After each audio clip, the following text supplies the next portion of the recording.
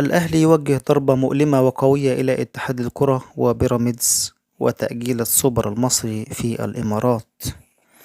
يتحرك الاتحاد المصري لكرة القدم برئاسة جمال علام نحو خطوة تأجيل لعب بطولة السوبر المحلي التي كانت من المفترض أن تقام في شهر أكتوبر في الفترة ما بين 18 إلى 21 أكتوبر. بعد قرار نظام الدوري الجديد 3 هدايا يحصدها الأهلي بعد إلغاء صفقة المهاجم الأجنبي 3 نتائج نارية مترتبة داخل الأهلي عقب قرار الخطيب. سيراميكا يطلب ضم كريم الدبيس وإعارة يوسف عبد الحفيظ وأحمد شوبير يكشف مفاجآت في صفقة الأجنبي الجديد. إعارة جديدة الأهلي يقرر تجربة محمد عبد المنعم مع موهوب قلب الدفاع. رابطة الأندية تكشف حقيقة طلب الخطيب مشاركة الأهلي في كأس مصر المقبل. الأهلي يتعاقد مع نجم الدوري البرتغالي. تمرد نجم الأهلي داخل الفريق ورد رسمي يكشف مفاجأة الخطيب قال كلمته. ورابطة الأندية تستجيب لطلب الأهلي وتستقر على شكل الموسم الجديد. فرمان ناري داخل الأهلي تجاه علي معلول قبل بداية الموسم الجديد. الأهلي يقترب من التعاقد مع نجم عالمي قبل غلق باب الانتقالات بقرار من مارسيل كولر. تحرك مفاجئ من الأهلي تجاه حكم مباراة الزمالك في السوبر الأفريقي. تعليق مثير من أحمد فتوح بعد إخلاء سبيله ويكشف سبب عودته للتدريبات داخل الزمالك. رسميا وعاجل الأهلي يدعم إقامة دوري الموسم الجديد بهذه الطريقة. إعارة يوسف سيد عبد الحفيظ ورامي ربيعة يزعج الأهلي قبل السوبر الأفريقي. أول تحرك من رمضان صبحي بعد قرار إيقافه 4 سنوات بسبب المنشطات. قرار عاجل بشأن بيرسي تاو وجديد عمر كمال ويوسف أيمن وعطية الله في الأهلي. شوبير يثير الجدل بشأن مستقبل علي معلول ويسخر من صفقة الزمالك ويرد على لقطة بيراميدز والأهلي. الأهلي قال كلمته الخطيب يفرض شكل الدوري المصري الموسم الجديد بعد اختيار معتز إبراهيم لتحكيم السوبر الأفريقي. إلى سويسرا والمصرية للاتصالات الأهلي يعلن رسميا عن إعارة الثنائي الواعد. بيرسي تاو يفاجئ الجميع وينقلب على 3 قرارات نارية داخل الأهلي خطوة عاجلة. مفاجآت مدوية إيقاف رمضان صبحي 4 سنوات بسبب المنشطات. على عكس المتوقع الأهلي يوافق على رحيل الموهوب في آخر لحظة. بعد إعارة أحمد عابدين إلى سيراميكا الأهلي يحدد الصفقة البديلة. سبب قرار الأهلي في صفقة عبد الرحمن البانوبي وسر التحول المفاجئ بشأن ملف محمد إسماعيل موهوب الأهلي إلى الإسماعيلي خلال ساعات. هدية من الخطيب بعد صفقة الساعي. وعلم موقع أخبار النادي الأهلي أن اتحاد الكرة يحاول إنقاذ البطولة من خلال تأجيلها إلى ديسمبر المقبل أو مطلع العام الجديد. يأتي ذلك في ظل تلميحات النادي الأهلي بالانسحاب من خوض بطولة السوبر المصري في ظل فرضه بعد القرارات في الفترة الماضية. وفي البداية تحفظ النادي الأهلي على خطوة ضيق الوقت قبل خوض منافسات السوبر المصري في الإمارات حيث سيشارك الفراعنة في البطولة يوم 15 أكتوبر ضد موريتانيا في حين من المقرر أن تقام مواجهة المارد الأحمر ضد سيراميكا في السوبر المحلي يوم 18 وهو ما يتحفظ عليه السويسري مارسيل كولر المدير الفني للنادي الأهلي ومحمود الخطيب رئيس مجلس الإدارة. كما يرفض النادي الأهلي خوض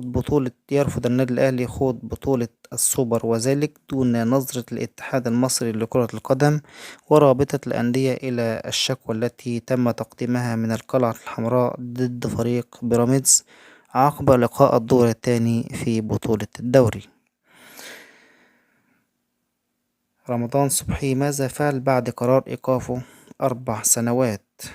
ذكرت العديد من التقارير الصحفية والإعلامية المحلية أن رمضان صبحي لاعب الفريق الأول لكرة القدم بنادي بيراميدز مهدد بالإيقاف لمدة 4 سنوات عقب القرار الصادر من الوكالة الدولية لمكافحة المنشطات.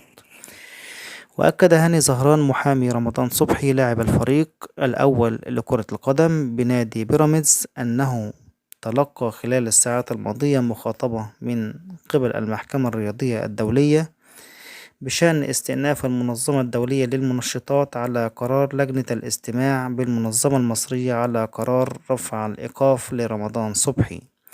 وقال هاني زهران في تصريحات تلفزيونية له: كنا نتوقع الاستئناف من جانب أحد الأطراف ضد قرار لجنة الاستماع، وقمنا بتجهيز كافة الأمور القانونية لمواجهة ذلك، وهو استكمال الإجراءات للتقاضي سواء ضد المنظمة المصرية أو الدولية.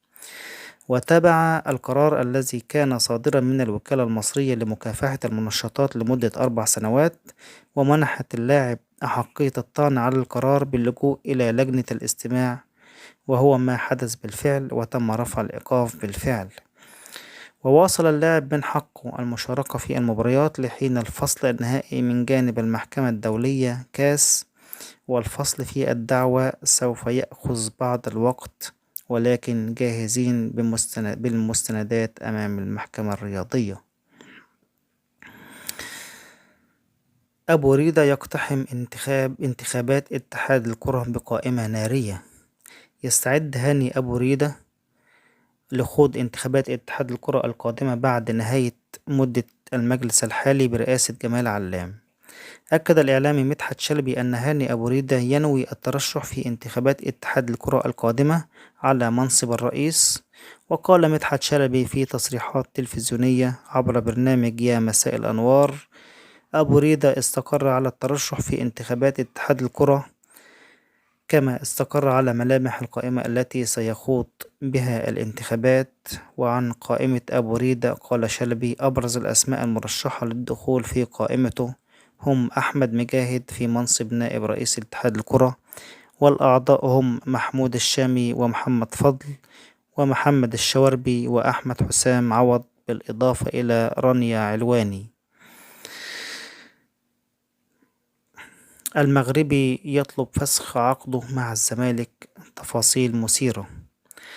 ترددت أنباء قوية خلال الساعات القليلة الماضية تفيد بتقدم المغربي محمود بن تايك الظهير الأيسر للفريق الأول لكرة القدم بنادي الزمالك بطلب عاجل لفسخ تعاقده مع القلعة البيضاء.